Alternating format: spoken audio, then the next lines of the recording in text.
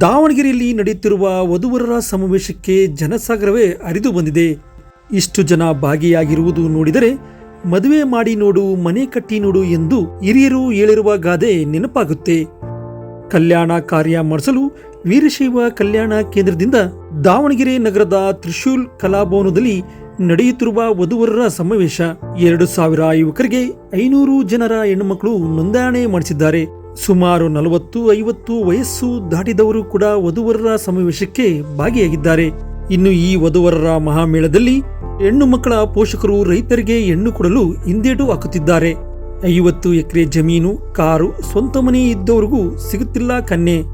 ಯುವತಿಯರಿಗೆ ಬೆಂಗಳೂರಿನಲ್ಲಿ ಇರುವ ವರ ಸರ್ಕಾರಿ ನೌಕರಿ ಇರುವರೇ ಬೇಕು. ಗಂಡು ಎತ್ತವರಿಗೆ ಮದುವೆ ಮಾಡಿಸುವುದೇ ದೊಡ್ಡ ಚಾಲೆಂಜ್ ಆಗಿದೆ. ಯಾವುದೇ ದೊಡ್ಡ ಕಾರ್ಯಕ್ರಮ ನಡೆದರೂ ಇಷ್ಟು ಜನ ಸೇರುವುದು ಕಷ್ಟ. ಆದರೆ ವೀರಶೈವ ಕಲ್ಯಾಣ ವಧುವರರ ಮಹಾಮೇಳಕ್ಕೆ ಜನಸಾಗರವೇ ಹರಿದು ಬಂದಿರುವುದು ವಿಶೇಷವಾಗಿದೆ. ಇನ್ನು ಇಷ್ಟು ಜನ ಭಾಗಿಯಾಗಿರುವುದು ನೋಡಿದರೆ ವಧುವರರ ಮದುವೆ ಎಷ್ಟು ಕಷ್ಟಕರ ಎಂಬುದು ತಿಳಿಯುತ್ತೆ. ಮೊದಲ ಬಾರಿಗೆ ದಾವಣಗೆರೆಯಲ್ಲಿ ವಧುವರರ ಸಮಾವೇಶ ನಡೆಸುತ್ತಿದ್ದೇವೆ. ಈಗಾಗಲೇ ನಾವು ಬೆಂಗಳೂರಲ್ಲಿ ಹೆಚ್ಚು ವೀರಶೈವ ಕಲ್ಯಾಣ ವಧುವರರ ಮಹಾಮೇಳ ಮಾಡಿದ್ದೇವೆ. ಹಳ್ಳಿಗಳಲ್ಲಿ ಕೃಷಿ ಮಾಡುವ ರೈತರಿಗೆ ಹೆಣ್ಣು ಸಿಗಲಿ ಎಂಬ ದೃಷ್ಟಿಯಿಂದ ನಾವು ಇದನ್ನ ಚಾಲೆಂಜ್ ಆಗಿ ತೆಗೆದುಕೊಂಡಿದ್ದೇವೆ. ಹಾಗಾಗಿ ದಾವಣಗೆರೆಯಲ್ಲಿ ಮಾಡುತ್ತಿದ್ದೇವೆ ಎನ್ನುತ್ತಾರೆ ವಧುವರರ ವೀರಶೈವ ಕಲ್ಯಾಣ ಕೇಂದ್ರದವರು. ಏನೇ ಆಗಲಿ ಇಷ್ಟು ಕಷ್ಟಪಡುವ ಪೋಷಕರ ವಧುವರರಿಗೆ ಬೇಗನೆ ಕಂಕಣ ಭಾಗ್ಯ ಸಿಗಲಿ ಎಂಬುದು ನಮ್ಮ ಅಭಿಲಾಷೆ. ಅಂತಂದ್ರೆ ಇಲ್ಲಿ ಏನು ಮಾಡ್ಲಿಕ್ಕೆ ನಿಮ್ಮ ಬರೀ ಸಿಟಿ ಭಾಗದಲ್ಲಿ ಮಾತ್ರ ಒಳ್ಳೇದಾಗ್ತದೆ. ನಮ್ಮ ದಾವಣಗೆರೆ ನಮ್ಮ ಹಾವೇರಿ ಜಿಲ್ಲೆ ಎರಡೂ ಜಿಲ್ಲೆಗೆ ನೀವೊಂದು ಶಕ್ತಿ ತುಂಬಿದಂಗೆ ಆಗ್ತದೆ. ಭರವಸೆಯನ್ನ ಕಳ್ಕೊಂಡವರಿಗೆ ಭರವಸೆಯನ್ನ ತುಂಬುವಂತ ಕೆಲಸ ಆಗ್ತದೆ. ಜನ ಬರ್ಬೋದು ಅಂತ ಅನ್ಕೊಂಡೆ, ಆದ್ರೆ ಇಷ್ಟೊಂದು ದೊಡ್ಡ ಸಂಖ್ಯೆಯಲ್ಲಿ ಜನ ಬಂದಿದೆ ಅಂತಂದ್ರೆ ಈ ವಧುವರರ ವೇದಿಕೆಯಲ್ಲಿ ಬಹಳಷ್ಟು ಜನರಿಗೆ ಕನ್ಯೆ ಸಿಗುವಂತದ್ದು, ವರ ಸಿಗುವಂತ ಬಹಳ ಕಷ್ಟದಲ್ಲಿ. ಈ ನಿಂಬೆಹಣ್ಣು ದಾರ ಹೋಗಿ ನಿಂಬೆಹಣ್ಣು ಮಾಡ್ತಾರ, ಈ ಜಾದೂ ಮಾಡೋದು ಬೇರೆ. ನಮ್ಮದು ವೀರಶೈವ ಕಲ್ಯಾಣ ಕೇಂದ್ರ ಬೆಂಗಳೂರು. ಸೊ ಇವತ್ತು ನಾವು ದಾವಣಗೆರೆಯಲ್ಲಿ ವೀರಶೈವ ಕಲ್ಯಾಣ ಕೇಂದ್ರ ನಮ್ಮ ಸಂಸ್ಥೆಯಿಂದ ವೀರಶೈವ ಜಂಗಮ ಮತ್ತು ವೀರಶೈವ ಲಿಂಗಾಯತ ವಧುವರ ಸಮಾವೇಶನ ನಡೆಸಿದ್ದೀವಿ.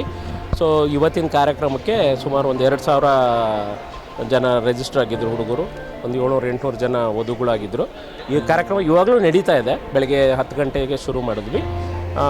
ಇದರಲ್ಲಿ ನಾವು ನಮ್ಮ ಸಂಸ್ಥೆಯಿಂದ ಇದು 24ನೇ ಸಮಾವೇಶ. ನಾವು ಇಷ್ಟು ವರ್ಷ ಬೆಂಗಳೂರಲ್ಲಿ ಮಾಡ್ತಿದ್ವಿ. ಸೊ ಇವಾಗ ಬೆಂಗಳೂರಿಂದ ಆಚೆ ಮಾಡ್ತಿದ್ವಿ, ಇದು ಪ್ರಥಮ. ಇವಾಗ ಯಾಕೆ ನಾವು ಬೆಂಗಳೂರಿಂದ ಆಚೆ ಬರ್ತಿದ್ವಿ ಅಂದರೆ ಈ ಕಡಿಮೆ ಓದಿರೋಂಥ ಜನರಿಗೆ, ಅದ್ರ ಜೊತೆಗೆ ಮುಖ್ಯವಾಗಿ ರೈತಾಪಿ ಜನಗಳಿಗೆ ಸಹಾಯ ಆಗಲಿ, ಅವ್ರಿಗೂ ಕನ್ಯೆ ಕೊಡೋದಕ್ಕೆ ಸಹಾಯ ಆಗಲಿ ಅಂತ ಹೇಳಿ ನಾವು ಹೊರಗಡೆ ಬಂದಿದ್ವಿ.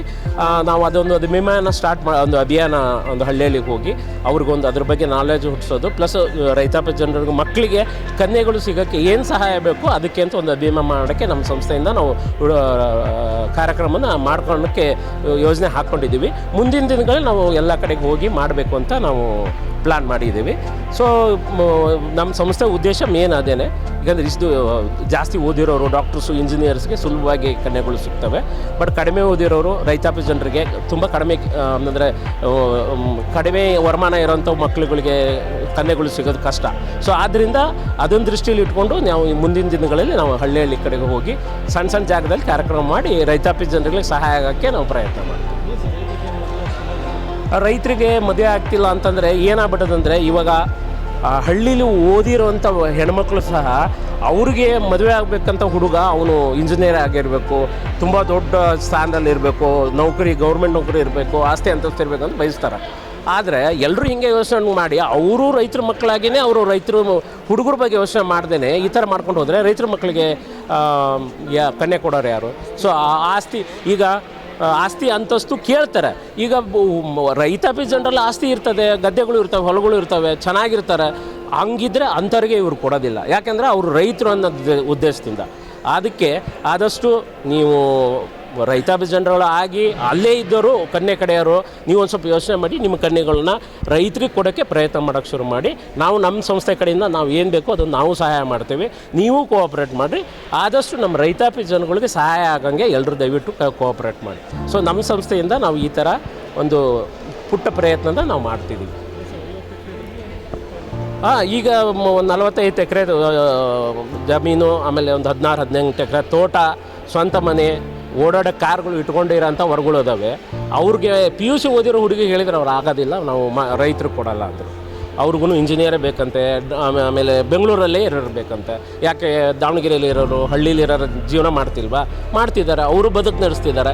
ಬಟ್ ಅದನ್ನು ಹಳ್ಳೀಲಿ ಹುಟ್ಟಿರೋಂಥ ತಂದೆ ತಾಯಿಗಳು ಯೋಚನೆ ಮಾಡಬೇಕು. ಆದಷ್ಟು ರೈತಾಪಿ ಜನಗಳಿಗೆ ಕನ್ಯೆಗಳನ್ನು ಕೊಟ್ಟು ಮದುವೆ ಮಾಡಿ ಕಲ್ಯಾಣ ಮಾಡಿರಿ, ನಿಮಗೂ ಪುಣ್ಯ ಬರ್ತದೆ, ಮಕ್ಕಳು ಚೆನ್ನಾಗಿರ್ತವೆ. ಸೊ ಅದನ್ನು ದಯವಿಟ್ಟು ಪ್ರಯತ್ನ ಮಾಡಿ. ಶಿವಬಸವ ಸ್ವಾಮಿ. ಜಗದ್ಗುರು ವೀರಗಂಗಾಧರ ಭಗವತ್ಪಾದರ ಅಂತಃಕರಣದ ಆಶೀರ್ವಾದಕ್ಕೆ ಪಾತ್ರರಾಗಿ ಒಳ್ಳೆಯ ಒಂದು ಇತಿಹಾಸಕ್ಕೆ ಮುನ್ನಡೆಯಲು ಬಂದಾರೆ. ಅವರು ಹುಟ್ಟಿ ಅವರು ಬೇಕಾಗಿರುವಂತ ಕಣ್ಣೆ ಸಿಗಲಿಲ್ಲ ಅಂತ. ಅವಾಗ ಅವ್ರಿಗೆ ಬಂಕೆ ಅಂತಾರೆ, ಮಾವ ನಾ ಎಷ್ಟು ಕಣ್ಣೆ ಹುಡುಕ್ತಾ ಇದ್ದೀನಿ, ಎಲ್ಲಿ ನೋಡಿದ್ರು ಕಣ್ಣೆ ಚಲೋ ಕಣ್ಣೆ ಸಿಗ್ತಾ ಇಲ್ಲ. ಏನು ಚೆನ್ನಾಗಿ ಓದಿದ್ದಾನೆ, ಚೆನ್ನಾಗಿ ಆಸ್ತಿ ಇದೆ, ಒಳ್ಳೆ ಕಣ್ಣೆ ಇದೆ ನೋಡೋದು ತಿಳ್ಕೊಂಡು ಹೇಳ್ತಾರಂತೆ. ಎಲ್ಲಿ ಕೂಡ ಒಂದು ವರ್ಷ ಪ್ರಯತ್ನ ಪಟ್ಟರು ಕೂಡ ಅವ್ರಿಗೆ ಎಲ್ಲಿ ಕೂಡ ಕಣ್ಣೆ ಸಿಗಲಿಲ್ಲ. ಅವಾಗ ವಧುವರರ ವೇದಿಕೆ ಅನ್ನುವಂಥದ್ದು ಅಂತಾರಾಷ್ಟ್ರೀಯ ಮಟ್ಟದಲ್ಲಿ ಮಾಡುವುದರ ಮೂಲಕ ನಾನು ಯಾಕೆ ಒಂದು ಹೆಣ್ಣಿಗೆ ಒಂದು ಗಂಡಿಗೆ ಹೆಣ್ಣನ್ನು ಒಂದು ಮಾಡೋದ್ರ ಮೂಲಕ ಒಂದು ಕುಟುಂಬಕ್ಕೆ, ಎರಡು ಕುಟುಂಬಕ್ಕೆ ನಾವು ಒಳ್ತನ ಮಾಡುವಂತ ಪ್ರಯತ್ನ ಮಾಡಬೇಕಂತ ತಿಳ್ಕೊಂಡು ಹೇಳಿ ಬೆಂಗಳೂರು ನಾನು ಒಂದು ವರ್ಷದಿಂದ ನಮ್ಮ ಬಾಳೆಹೊನ್ನೂರಿನ ಜಗದ್ಗುರುಗಳು ಬೆಂಗಳೂರಿಗೆ ಹೋಗಿದ್ದೆ. ಅವ್ರು ಹೋಗಿರುವ ಸಂದರ್ಭದಲ್ಲಿ ಅವ್ರ ಮನೆಯಲ್ಲಿ ಎಲ್ಲಿ ನೋಡಿದ್ರು ಕೂಡ ಗಂಗಾಧರನ ಫೋಟೋ ಇದ್ದು ಬಹಳ ಪುಣ್ಯ ಮಾಡಿರಪ್ಪ ಅಂತ ತಿಳ್ಕೊಂಡು ಹೇಳಿದ. ಮಹಾತ್ಮರ ಫೋಟೋ ಹಾಕ್ಬೇಕಾದ್ರೆ ಬಹಳ ಒಂದು ವ್ಯವಸ್ಥೆ ಮಾಡ್ಕೊಂಡಿದ್ದಾರೆ. ಅವ್ರ ಆಫೀಸ್ ನಂತರದಲ್ಲಿ ಜಗದ್ಗುರುಗಳು ಹೋದ ಮೇಲೆ ಅವ್ರ ಆಫೀಸಿಗೆ ಕರ್ಕೊಂಡು ಹೋದ್ರು. ಅವ್ರ ಆಫೀಸ್ ಎಷ್ಟು ಚೆನ್ನಾಗಿ ನೀಟಾಗಿ ಮಾಡ್ಕೊಂಡಾರ ಅಂದ್ರೆ ಈ ಇವರು ತೆರಿಗೆ ಗಾಳಿ ನಡಕಿಲ್ಲ ಭೂಮಿಯಲ್ಲಿ ಭೂ ಸಮಾಜ ಅವ್ರ ಮಠಕ್ಕೆ ಹೋಗಿ ಏನಾದ್ರೂ ಆಶೀರ್ವಾದವನ್ನು ಪಡ್ಕೊಂಡು ಬಂದ್ರೆ ನಮ್ಗೆ ಒಳ್ಳೇದಾಗತ್ತೆ ಅನ್ನುವಂಥ ಭಾವನೆಯಲ್ಲಿ ಬಹಳ ಅಂತಂದ್ರೆ ಇಲ್ಲಿ ಏನು ಮಾಡಲಿಕ್ಕೆ ನಿಮ್ಮ ಬರೀ ಸಿಟಿ ಭಾಗದಲ್ಲಿ ಮಾತ್ರ ಒಳ್ಳೇದಾಗ್ತದೆ. ನಮ್ಮ ದಾವಣಗೆರೆ ನಮ್ಮ ಹಾವೇರಿ ಜಿಲ್ಲೆ ಎರಡು